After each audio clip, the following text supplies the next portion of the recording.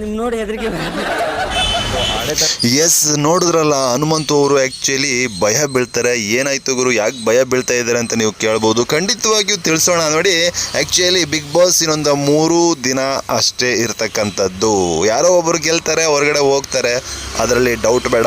ಆದರೆ ಇಲ್ಲಿ ಆ್ಯಕ್ಚುಲಿ ಜನಗಳು ಏನು ಪ್ರೀತಿ ಪಾತ್ರರು ಅಂತ ಹೇಳ್ತಾರೋ ಅವರೆಲ್ಲರೂ ಕೂಡ ಒಳಗಡೆಗೆ ಬಂದಿದ್ದಾರೆ.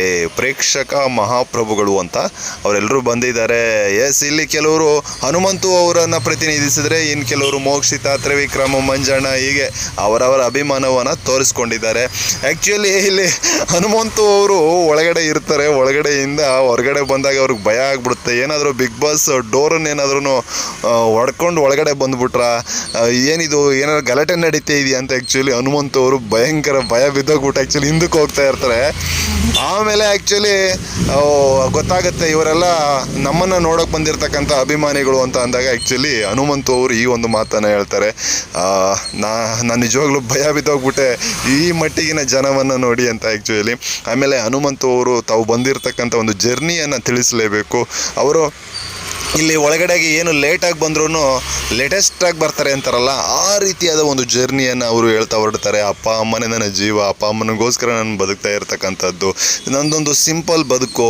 ಯಾಕೆಂದರೆ ಈ ಮಟ್ಟಿಗಿನ ಒಂದು ಅಭಿಮಾನಿಗಳನ್ನು ನೋಡಿ ಜನ ತುಂಬ ಬದಲಾಗ್ಬಿಡ್ತಾರೆ. ಏನು ಸಾಮಾನ್ಯರಾಗಿದ್ದಂಥವರು ಯಾವಾಗ ಅಭಿಮಾನಿಗಳನ್ನು ಸಂಪಾದಿಸ್ಕೊಂಡ ಮೇಲೆ ಆ್ಯಕ್ಚುಲಿ ಈಗ ನೋಡಿ, ಹನುಮಂತನನ್ನು ತುಂಬ ಜನ ಹೇಳ್ತಾ ಇರ್ತಾರೆ, ಹನುಮಂತು ಬದಲಾಗಲಿಲ್ಲಪ್ಪ, ಅವನು ಆ್ಯಕ್ಚುಲಿ ಲುಂಗಿಲಿದ್ದ, ಆ ಲುಂಗಿ ಪಂಚೆಲ್ಲೇ ಇದ್ದಾನೆ ಇವಾಗ್ಲೂ ಕೂಡ.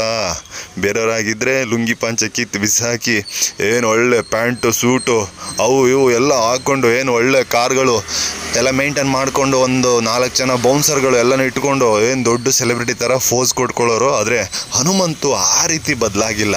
ಎಸ್, ಅವನಿಗೆ ಗೊತ್ತಿದೆ ಎಲ್ಲಿ ಯಾವುದು ಏನು ಶಾಶ್ವತ ಅಲ್ಲ, ಇರ್ತಕ್ಕಂಥವ್ರಿಗೂ ಅಷ್ಟೇ ಅಂತ ಆ್ಯಕ್ಚುಲಿ ಅವ್ನಿಗೆ ಚೆನ್ನಾಗಿ ಗೊತ್ತಿದೆ ಒಂದು ಸದ್ಯದ ಪರಿಸ್ಥಿತಿಗಳು.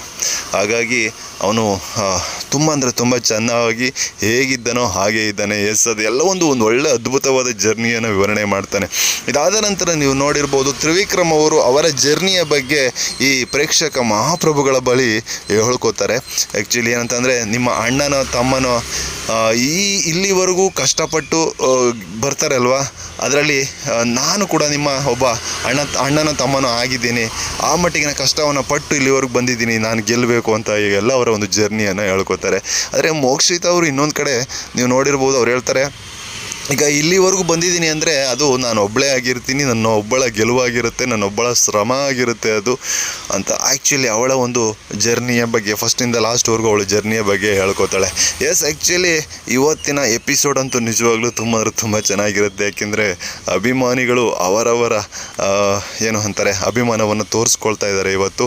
ಎಸ್, ಇದೆಲ್ಲವನ್ನೂ ಕೂಡ ನೋಡಿದಂಥ ನಿಮಗೆ ಏನು ಅನ್ನಿಸ್ತಾ ಇದೆ ಕಮೆಂಟ್ ಮಾಡಿ.